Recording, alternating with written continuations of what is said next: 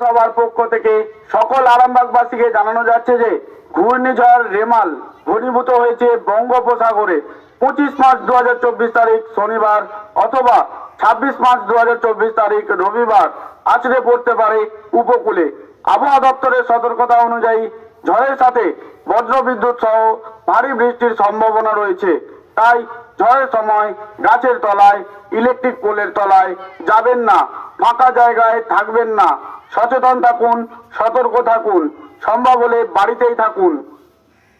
এত দ্বারা আরামবাগ পৌরসভার পক্ষ থেকে সকল আরামবাগবাসীকে জানানো যাচ্ছে যে ঘূর্ণিঝড় রেমাল ঘনীভূত হয়েছে বঙ্গোপসাগরে 25 মার্চ 2024 তারিখ শনিবার অথবা 26 মার্চ 2024 তারিখ রবিবার আছড়ে পড়তে পারে উপকূলে।